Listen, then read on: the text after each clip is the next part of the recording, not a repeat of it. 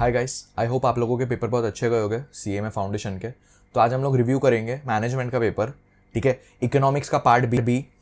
तो चेक करना कि जो आपने आंसर मार्क किए हैं वो अप्रोप्रिएट है क्या, लाइक कितना राइट है और कितना रॉन्ग है। चलो तो हम स्टार्ट करते हैं इकोनॉमिक्स का पार्ट बी से, ठीक है।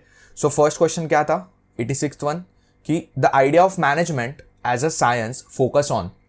तो मैनेजमेंट मैंने कहा था, management is science as well as arts, clear है। तो साइंस के अंदर क्या आएगा, एक्सपेरिमेंट, क्लियर है। तो 86 का क्या है आंसर, बी, एक्सपेरिमेंट, ठीक है। 87 का क्या है, dash observe the management is what a manager does. मैंने आपको बोला था कि आप लोगों को डेफिनेशन बहुत अच्छे से करना है, क्लियर है। तो ये किसने कहा था, एलन ने, क्लियर है ये चीज। So the answer is C, एलन, right. Now next is 88, dash consider that profit maximization is the main object of a business organization। तो ये कौन सी थियोरी थी, देखो दो टाइप की थियोरी थी, स्टीवर्ड और एजेंसी। तो किसने कहा है maximization is the main objective of business organization, stewardship theory. So the answer is A, clear है ये चीज। चलो next 89 is dash is not an agency cost. अच्छा, अगर आपने ध्यान से एजेंसी थियोरी पढ़ी होगी ना, तो उसके अंदर दिया हुआ है 3 थियोरीज। अच्छा, इसके अंदर बोला है dash is not the agency cost, तो कौन सा एजेंसी कॉस्ट नहीं है। सो the answer is concurrent loss, क्योंकि देखो बॉन्डिंग भी है, रेसिडुअल भी है और मॉनिटरिंग भी है। सो क्या नहीं है, नॉट पूछा है, so not is concurrent. So answer for 89 is a, very good. चलो 90 पे आते हैं, setting objective is the part of planning, right. So the answer is planning. कुछ लोगों को कंफ्यूजन हुआ होगा लाइक प्लानिंग और ऑर्गेनाइजिंग में, but the answer is planning. Is this clear. चलो नेक्स्ट हम आते हैं। सो जस्ट अ सेकेंड, ठीक है।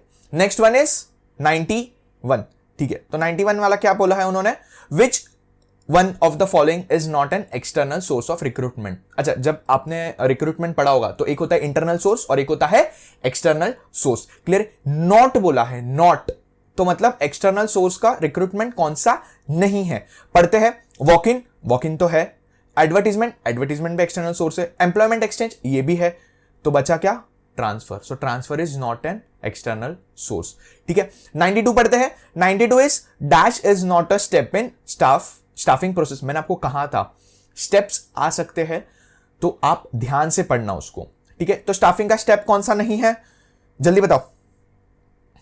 मैन पावर प्लानिंग है, सिलेक्शन है सर, ट्रेनिंग एंड डेवलपमेंट है, तो क्या नहीं है, एजुकेशन, क्लियर है। तो 92 का answer is B, very good. चलो 93 पे आते हैं, हाँ 93 पे आते हैं।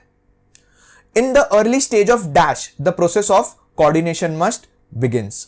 तो कोऑर्डिनेशन कब से बिगिन होता है, from the stage of planning, clear है। तो 93 का आंसर क्या है, planning. Is this clear, very good. 94, अच्छा कम्युनिकेशन लैटिन वर्ड क्या है, कम्युनिस, क्लियर है।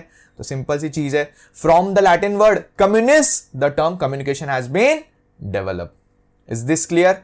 चलो 95 पे आते हैं, delegation of authority take place